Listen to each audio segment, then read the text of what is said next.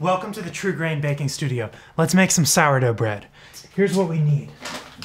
Some flour, some water, sourdough starter, and some salt. That's it for the ingredients. And then we need a few tools. So we have a mixing bowl, a container about this size, some saran wrap, a bread knife, something to stir with, and a kitchen scale. This is our bread flour, so we're going to use 250 grams.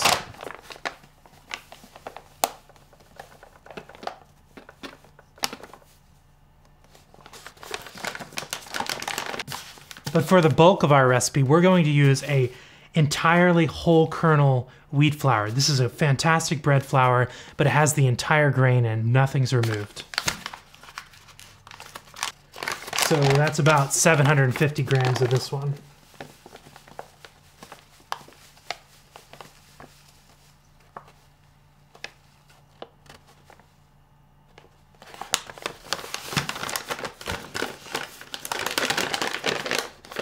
There we go. 825 grams of water.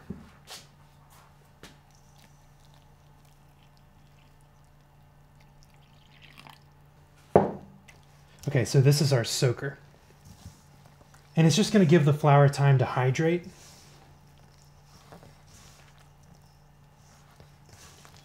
I like that spin. Okay, we have our soaker. Our flour is just soaking in some water ahead of time. Gives it time to hydrate and kind of get going. Okay, so we're going to set this aside. It's morning now. It's about 9 a.m., but you can do this maybe before work, anytime. And what we're going to do is put together two building blocks. We've just done the first one, which is our soaker, and our second one is the leaven. So let's make that. 20 grams of our sourdough starter.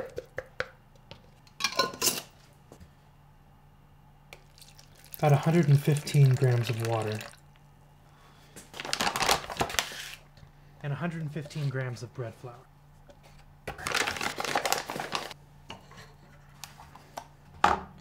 I use the back of a wooden spoon myself.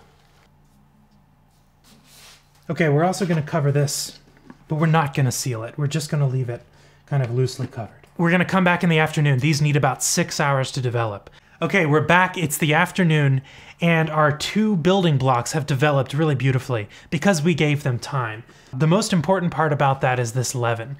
This leaven, as you can see, has risen. That means that the bacteria there have been reproducing, producing gases, and that sort of inflates it. You can tell it has kind of a sponginess. And it has a little bit more of a sour smell to it as well. Our soaker has been soaking plenty long now, and we're going to combine them together and add the salt. So let's do it. And this we also need to weigh. 24 grams of salt. Okay, you sprinkle that on top, and then we just fold this together. There's no specific way you have to do it.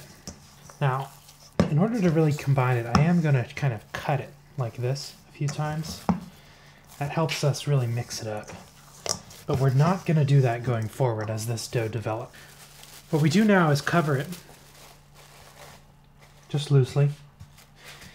Okay, so now we have our bread dough. And what we need to do is just help it develop. It's going to do it for the most part on its own, but it needs just a little bit of encouragement from us. So what we're going to do is every 30 minutes for about 2 hours, we're going to fold the dough over, but you'll see when the time comes. Okay, it's been 30 minutes, and I'm going to show you how to fold the dough. This is really a stretch and fold, so watch how I do this. Just kind of pull up and then get hold of the side, fold it over onto itself. That's all there is to it. We're going to do it 4 times, actually. Every 30 minutes, we're going to do all kind of 4 sides of this. The last one, sometimes I kind of help it along. Okay, beautiful. We'll come back in 30 minutes and do this again, and we'll do that a total of 4 times.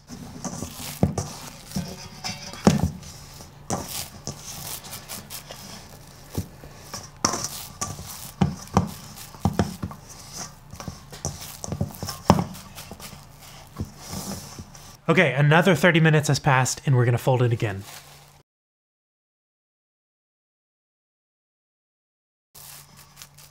Gaining some air.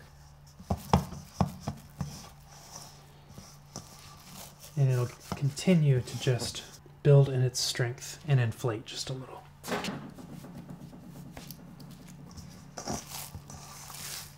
Give it a nice stretch.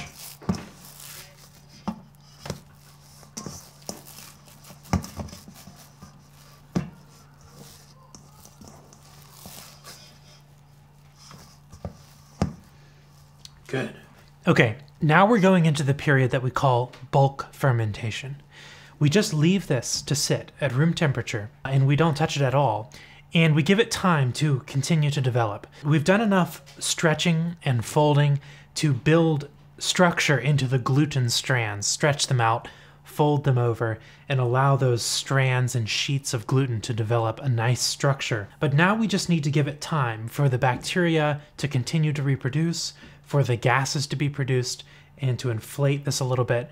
We will see just a little bit of volume increase, but not too much. Don't expect this to rise and push up out of this bowl. So we'll give it 3 to 4 hours of bulk fermentation. And this evening, we're gonna come back and do the final step. Okay, it's about 7 p.m. now, and we are going to shape this dough into 2 loaves of bread. It's a 2-step process. First, let's turn this dough out onto the table. Notice I don't worry about flour. We're going to cut this more or less in half. I like to just use a bread knife because I don't like to have too many tools around.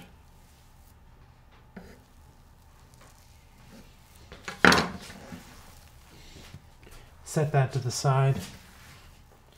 Now, look what we have here.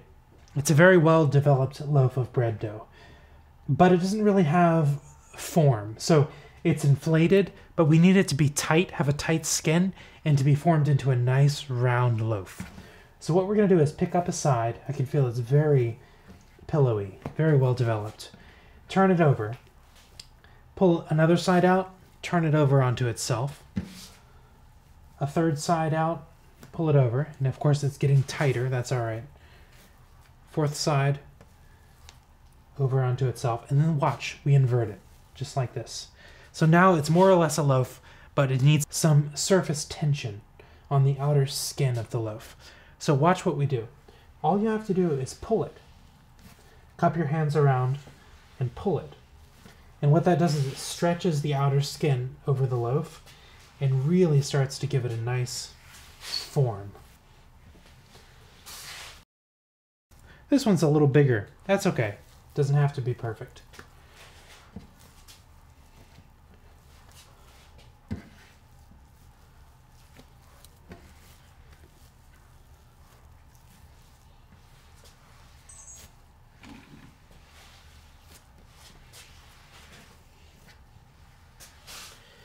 Same thing, we cup it with our hands and pull to stretch the outer layer over the loaf. We leave these to rest for about 15 minutes. That's enough to kind of show us how much tension and how much strength the bread dough has so far. If it had none, it would basically slump down into a kind of a pancake. So what we'll do is we'll just cover them with a plastic wrap, and in about 15 minutes we'll come back. Okay, it's been about 15 minutes. We're gonna take this plastic off. And as you can see, these loaves are really still holding their shape. They're still pretty tall. They still sort of turn back in before they touch the bench. And they look like they have a very nice structure. So what we're gonna do is turn them back over. We're gonna fold them one more time and then put them in the refrigerator overnight to ferment for their final fermentation.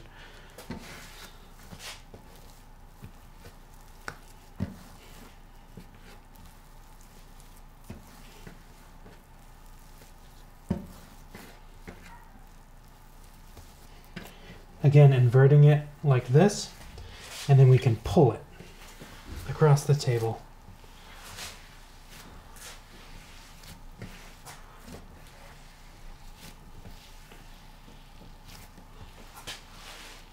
That's it.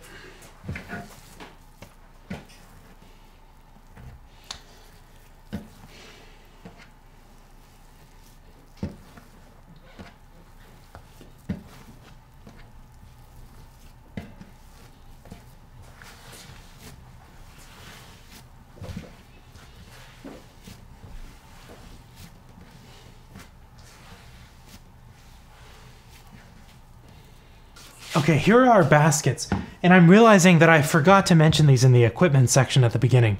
That's all right, because you don't need these. What you can do is just any kind of bowl that's approximately this size, you can take it and just put a towel inside. Put a little bit of flour on that towel, and that'll work just fine. And we'll just kind of coat these with a little bit of flour. And in the baskets too.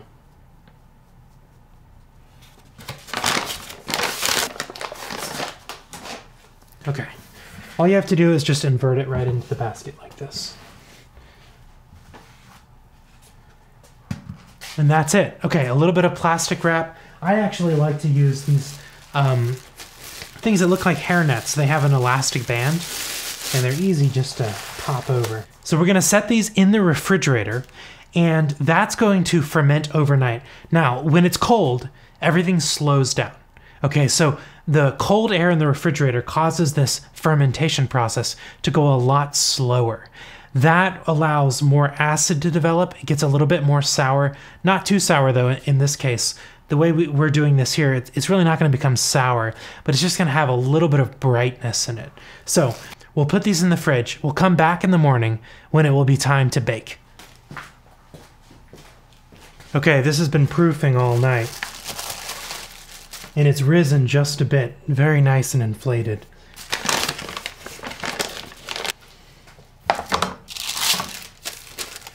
Okay, our oven is preheating at 500 degrees with a cast iron Dutch oven inside of it, heating up with it.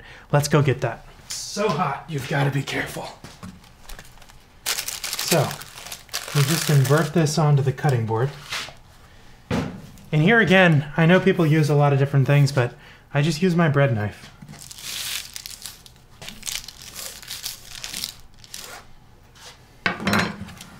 And this goes into the shallow side. And then again, so carefully, we... and into the oven.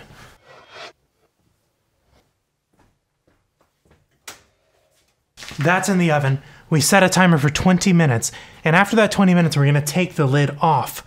The reason there's a lid on there is that it's trapping all of that steam that comes out of the loaf, and so that steam will keep the crust from forming. If the crust forms and hardens too quickly, what happens is it's a shell, and if it has a shell, it can't rise. So we keep the crust really supple using that steamy environment, and then once it already has done its oven spring, we take the lid back off, and then we get that beautiful golden brown crust. So let's come back in 20 minutes. We baked our bread for a total of 40 minutes, then we let it rest for about a half an hour, and it's ready to open up. Let's take a look. So this is a whole grain sourdough bread. What that means is that it's not going to spring up in the oven quite as well as a whiter bread is with a more refined flour. But the flavor you get from that dark, rich, nutty flour is absolutely worth it. And let me give you a quick note also about the fermentation. So we fermented this for a very long time. It was a very well-developed dough by the time we baked it. If we had fermented it a little bit less, it would have sprung up in the oven more, but it wouldn't have had quite as good of a flavor.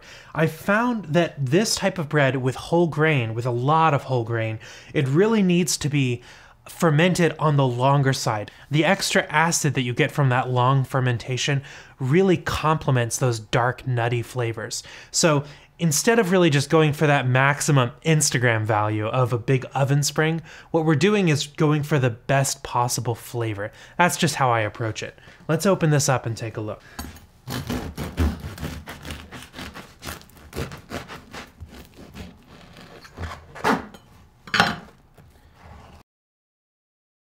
So here's what we have. Let's take a look.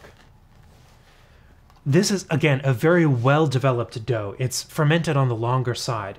And we can see that by the evenness of this structure, the pattern of holes. There aren't any large cavities. There's not evidence of a ton of gas pressure that just blew up with a big oven spring. Instead, we have a very even distribution of holes, a very glossy texture, and the smell when you smell it, you can smell that full palette of the whole grain flavors, the nuttiness and the darkness, that kind of earthy palette. But it doesn't have that edge that it would have if it was fermented less. Instead, you have all of those flavors and those aromas, but they're kind of softened. The edge is taken off of them. This was our first video at the True Grain Baking Studio.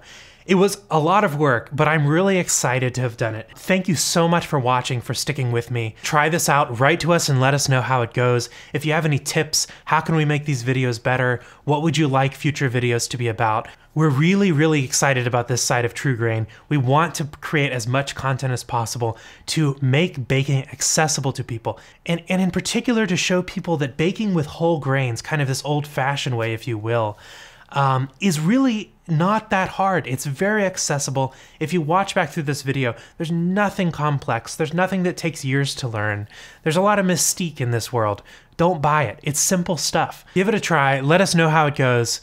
And oh, let me plug the flour.